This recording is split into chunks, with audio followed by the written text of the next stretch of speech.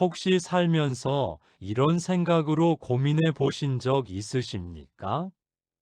나는 나름대로 성실하게 살아왔는데 왜 이렇게 힘들까? 나는 남에게 큰 해를 끼친 것도 없는데 왜 복은 늘 나를 비켜가는 것 같을까? 저 사람은 나보다 덜 애쓰는 것 같은데 왜 저렇게 일이 잘 풀릴까? 이런 생각이 스치듯 지나간 밤이 한 번쯤은 있으셨을 겁니다. 혼자 천장을 바라보며 내 삶은 왜 이럴까? 하늘은 나를 외면한 것일까 하고 쓸쓸해진 적도 있으셨을 겁니다.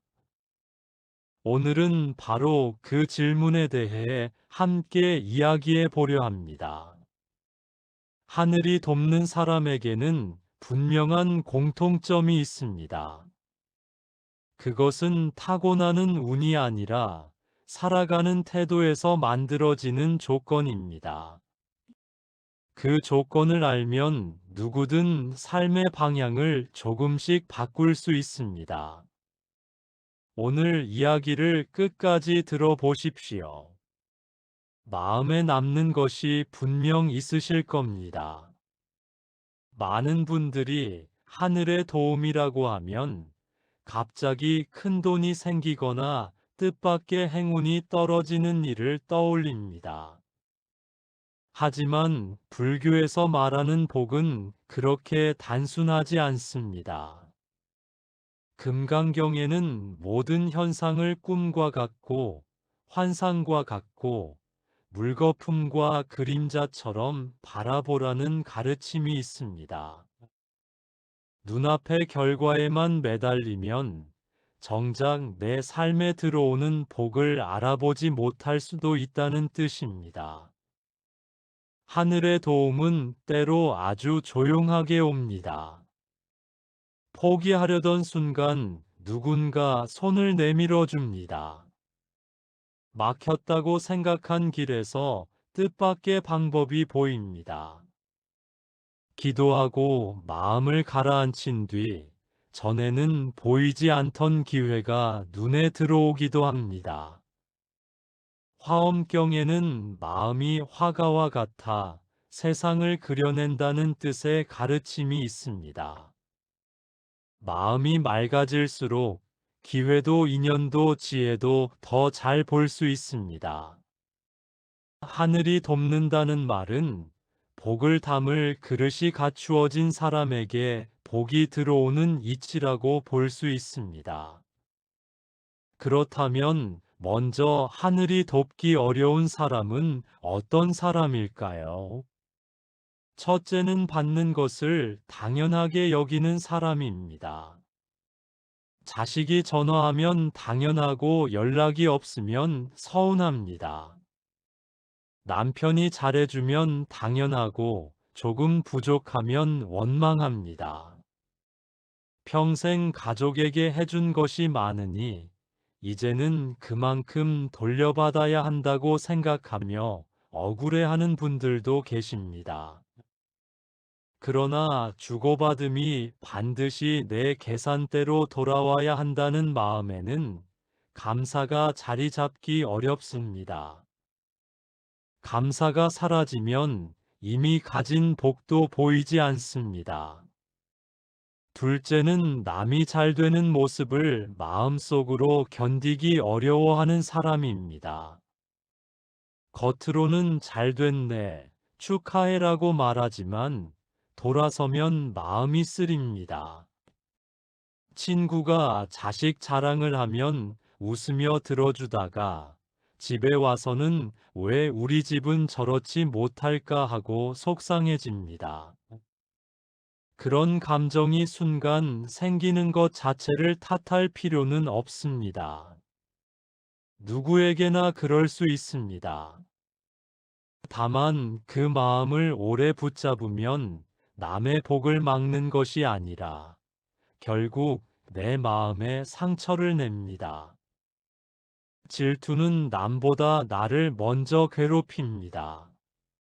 셋째는 말이 거친 사람입니다. 불교에서는 입으로 짓는 업을 구업이라 하여 중요하게 봅니다. 아이가 실수했을 때 넌 왜 늘 그 모양이니라고 말하는 것, 남의 험담을 즐기는 것, 작은 일에도 불평을 습관처럼 내뱉는 것, 이런 말들이 쌓이면 결국 내 마음과 관계로 돌아옵니다. 넷째는 자기 생각만 옳다고 믿는 사람입니다. 새로운 말을 들으려 하지 않고 조언을 받아도 흘려버립니다. 닫힌 그릇에는 아무것도 담기지 않습니다. 마음이 열려 있어야 새로운 지혜도 들어올 수 있습니다. 그렇다면 이제 하늘이 돕는 사람의 조건을 살펴보겠습니다. 첫 번째 조건은 작은 것에도 진심으로 감사할 줄 아는 사람입니다. 단순히 입으로 감사합니다를 반복하는 사람이 아닙니다. 실제 삶에서 복을 발견하는 사람입니다. 아침에 눈을 뜨며 오늘도 숨 쉬고 있음을 감사하고 밥 한 끼를 먹으며 이 음식을 먹을 수 있음에 감사하고 전화해 줄 가족이 있다는 것만으로도 고마워할 줄 아는 사람입니다. 부모 은중경의 가르침처럼 우리가 이 세상에 존재하는 것 자체가 이미 수많은 은혜 위에 놓여 있습니다. 한 마을에 늘 웃으며 고맙다는 말을 입에 달고 살던 할머니가 계셨다고 합니다. 재산이 많은 것도 아니고 자식들이 특별히 성공한 것도 아니었습니다. 그런데 이상하게 사람들이 그 할머니 집을 자주 찾았습니다. 과일이 생기면 가져다 드리고 반찬이 생기면 나누어 드렸습니다. 왜 그랬을까요? 그 할머니 곁에 있으면 마음이 따뜻해졌기 때문입니다. 감사하는 마음은 주변을 밝히는 등불과 같습니다. 그 빛을 보고 사람이 모이고 인연이 모입니다. 그래서 감사하는 사람에게는 복이 머물 자리가 생깁니다.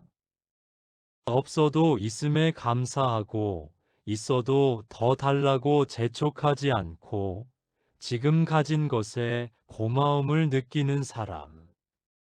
이런 사람이 하늘의 도움을 받기 쉬운 사람입니다. 그리고 감사는 상황이 좋아서만 생기는 마음이 아닙니다. 오히려 힘든 가운데서도 작은 고마움을 발견하는 힘입니다. 몸이 아픈 날에도 물 한 잔 건네주는 사람이 있다는 것. 돈이 넉넉하지 않아도 오늘 먹을 밥이 있다는 것. 마음이 답답한 날에도 잠시 기댈 곳이 있다는 것을 알아보는 것입니다. 감사는 힘든 현실을 외면하는 것이 아닙니다. 힘든 것은 힘들다고 인정하면서도 그 안에 남아있는 작은 빛을 놓치지 않는 것입니다. 그런 사람은 어려움 속에서도 완전히 무너지지 않습니다. 두 번째 조건은 자기 형편이 어려워도 남을 향한 마음을 잃지 않는 사람입니다. 내가 힘들면 남의 어려움이 보이지 않는 것이 사람 마음입니다. 그런데 그 마음을 넘어서는 사람이 있습니다. 자신도 몸이 좋지 않은데 옆집 어르신이 밥은 드셨는지 먼저 묻는 사람. 살림이 빠듯한데도 어려운 이웃에게 쌀 한 봉지나 반찬 하나를 챙기는 사람. 자신도 지쳐 있으면서 힘든 사람에게 따뜻한 말 한마디를 건네는 사람입니다. 유마경에는 중생이 아프면 나도 아프다는 뜻의 가르침이 있습니다. 우리의 삶이 서로 연결되어 있다는 뜻입니다. 남을 위한 마음이라고 해서 대단한 희생을 해야 하는 것은 아닙니다. 누군가의 말을 끝까지 들어주는 것, 힘든 사람에게 먼저 안부를 묻는 것, 내가 조금 불편하더라도 상대를 함부로 대하지 않는 것, 그런 작은 행동이 쌓여 인품을 만듭니다. 어려울 때 누구에게 전화하고 싶은지 생각해 보십시오.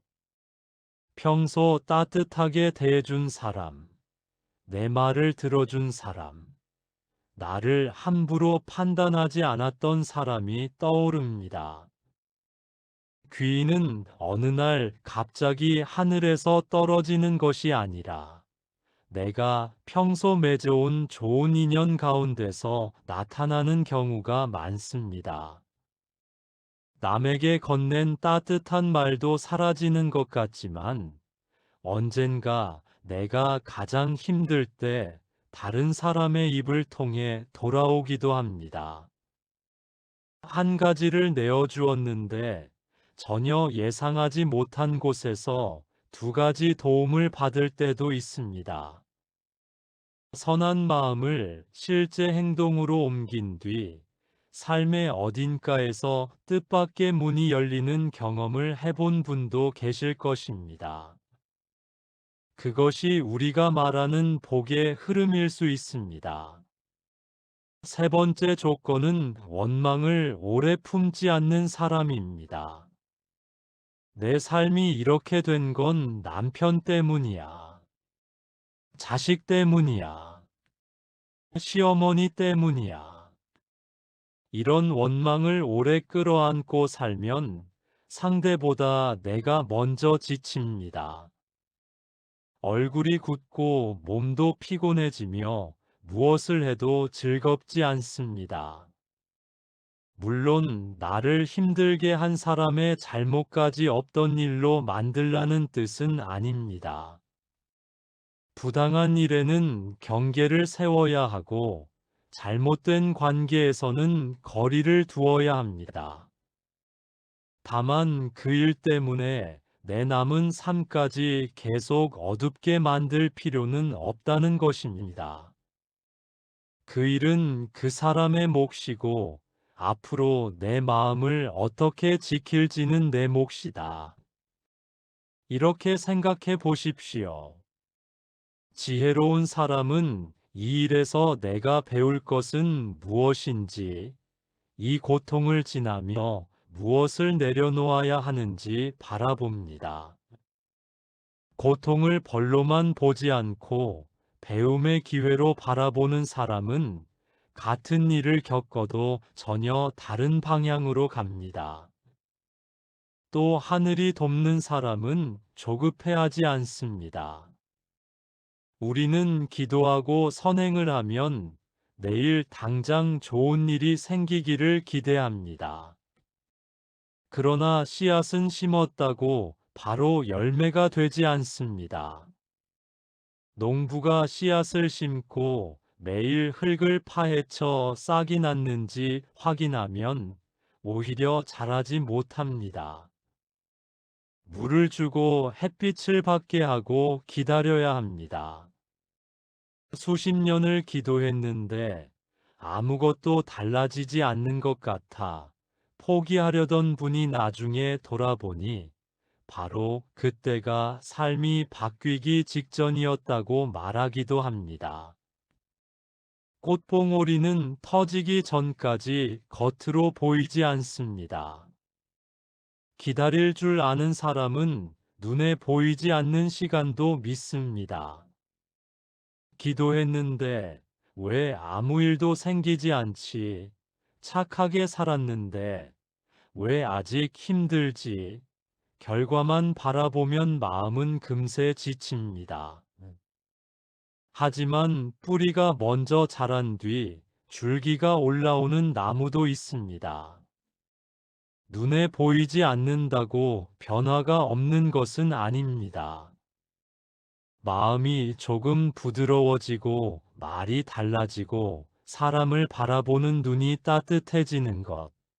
그건 역시 이미 변화가 시작되었다는 뜻입니다. 그리고 아주 중요한 조건이 하나 더 있습니다. 자기 자신을 함부로 대하지 않는 사람입니다. 많은 분들이 가족을 위해서는 좋은 것을 아끼지 않으면서 정작 자신에게는 인색합니다. 자식에게는 비싼 것을 사주면서 자신은 허름한 것을 입고, 가족에게 좋은 음식을 챙기면서 자신은 대충 먹습니다. 아파도 참고 잠도 줄이며 마음이 힘들어도 그냥 견딥니다. 물론 가족을 위한 마음은 귀합니다. 하지만 자신을 돌보지 않는 희생이 오래가면 가족에게 줄 힘도 사라집니다. 자신을 소중히 여기는 것은 이기적인 일이 아닙니다. 너무 피곤하면 조금 일찍 쉬고, 아픈 곳이 있으면 미루지 않고 돌보고, 먹고 싶은 것 하나를 자신에게 허락하는 것입니다. 마음이 힘들 때 왜 이것도 못 견디니라고 꾸짖기보다 많이 힘들었구나라고 말해주는 것입니다. 평생 가족을 먼저 챙겨온 분일수록 이런 말이 낯설 수 있습니다. 그러나 내가 건강해야 사랑도 오래 줄 수 있습니다. 자신을 돌보는 것은 가족을 버리는 일이 아니라 더 오래 사랑하기 위한 준비입니다. 그러면 하늘이 돕는 사람의 일상은 무엇이 다를까요? 겉모습은 비슷합니다. 똑같이 아침에 일어나 밥을 먹고 가족과 대화하며 절에도 갑니다. 그러나 작은 태도가 다릅니다. 아침에 눈을 뜨면 먼저 오늘도 살아있음을 감사합니다. 밥을 먹을 때는 쌀 한 톨이 밥상에 오기까지 농부의 손과 햇빛과 비와 바람, 유통하는 사람과 요리하는 사람의 수고가 있었다는 것을 떠올립니다. 가족을 대할 때도 다릅니다. 아들이 연락하지 않는다고 서운함부터 키우기보다 바쁘게 살고 있겠지 하고 기다립니다.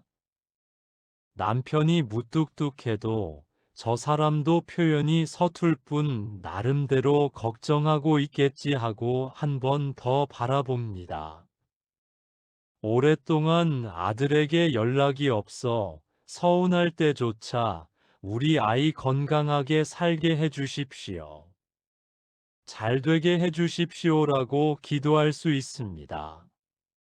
내 서운함보다 자식의 안녕을 먼저 빌어주는 마음, 그것이 복을 넓히는 마음입니다. 기도의 내용도 달라집니다. 합격시켜 주십시오. 돈 생기게 해 주십시오. 남편을 바꿔 주십시오라고 원하는 것만 구하기보다 제가 더 좋은 사람이 되게 해 주십시오. 감사할 것을 알아보게 해 주십시오. 가족을 잘 돌볼 지혜를 주십시오라고 기도합니다.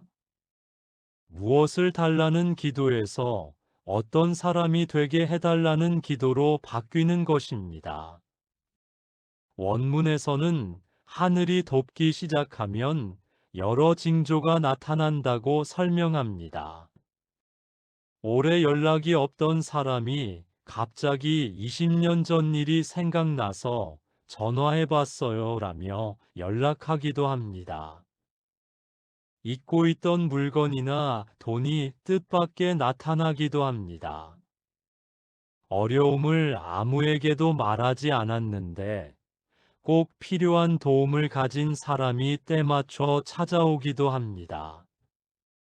하지만 더 깊은 변화는 마음에서 먼저 나타납니다. 예전에는 작은 일에도 속이 끓고 밤잠을 설쳤는데 어느 순간부터 별것 아닌 일에는 크게 흔들리지 않습니다. 전에는 자식의 연락이 늦으면 서운함부터 올라왔지만 이제는 잘 지내겠지 하고 기다릴 여유가 생깁니다. 남의 좋은 일을 보면 비교부터 했는데 어느 순간 진심으로 축하할 수 있게 됩니다. 이런 변화가 복을 담는 그릇이 넓어지고 있다는 신호일 수 있습니다. 원문에서는 돌아가신 조상이 환하게 웃는 꿈이나 맑은 물이 흐르는 꿈, 밝은 빛을 보는 꿈 같은 이야기도 징조로 들고 있습니다. 그런 경험이 있다면 좋은 마음으로 받아들일 수 있습니다. 다만 꿈 하나에 지나치게 매달릴 필요는 없습니다. 더 중요한 것은 깨어있는 시간의 변화입니다. 길을 걷다가 이름 모를 꽃 한 송이가 예쁘게 보이고 아이가 밥 먹는 모습이 기특하고 해질녘 하늘이 아름답게 느껴집니다. 오래된 지인이 문득 생각났어요 라며 연락해오고 이웃이 무언가를 나누고 싶어 찾아오기도 합니다. 원문은 이런 변화들을 감사의 그릇과 좋은 인연이 커지는 모습으로 설명합니다. 그렇다면 오늘부터 무엇을 하면 좋을까요? 세 가지면 충분합니다. 첫째, 하루 3번 감사를 찾으십시오. 아침에 눈을 뜨면 오늘도 하루를 살 수 있어 감사합니다. 밥을 먹을 때 이 음식을 먹을 수 있어 감사합니다. 잠들기 전에는 오늘도 큰 탈 없이 하루를 보냈습니다. 감사합니다. 처음에는 억지처럼 느껴져도 괜찮습니다. 감사할 것이 없는 것처럼 느껴져도 자세히 보면 하나는 있습니다. 숨 쉬고 있다는 사실부터 시작해도 됩니다. 감사는 없는 복을 만들어내는 것이 아니라 이미 있는 복을 발견하는 눈을 키우는 일입니다. 둘째, 하루에 한 가지는 남을 위한 일을 해보십시오. 거창할 필요 없습니다. 마트 계산원이 힘들어 보이면 수고하십니다라고 한마디 건네십시오. 이웃이 무거운 짐을 들고 있다면 잠시 도와주십시오. 가족이 유난히 피곤해 보이면 말없이 물 한 잔 가져다 주는 것도 좋습니다. 이런 작은 행동 하나가 마음밭에 씨앗이 됩니다. 셋째, 말을 깨끗하게 해보십시오. 불평 대신 감사, 험담 대신 침묵, 비교 대신 축하를 선택해 보십시오. 아이에게 왜 또 이러니라는 말이 목까지 올라오면 한 번 멈추고 오늘도 수고했다로 바꿔보십시오. 남편이 실망스러운 행동을 했을 때 바로 비난하기 전에 당신도 많이 피곤했나 보네 하고 한번 바라보십시오. 하루 종일 완벽할 필요는 없습니다.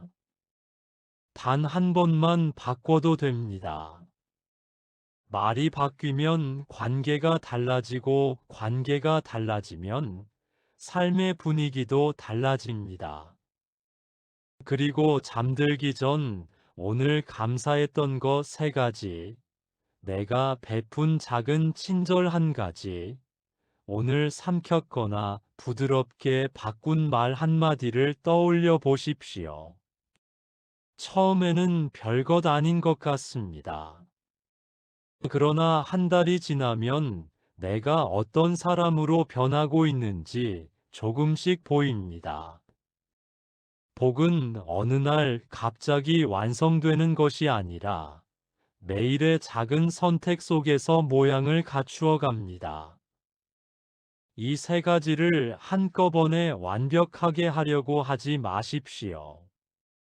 오늘 감사 3번, 남을 위한 행동 1번, 거친 말을 부드럽게 바꾸는 것 1번이면 충분합니다. 그렇게 하루가 쌓이면 어느 순간 삶의 모습도 조금씩 달라집니다. 수행은 거창한 것이 아닙니다. 오늘 한 걸음, 내일 또 한 걸음입니다. 작은 걸음이 쌓이다 보면 어느새 산 하나를 넘어와 있는 자신을 보게 됩니다. 불자님들, 오늘 이 이야기를 들은 것도 하나의 인연입니다.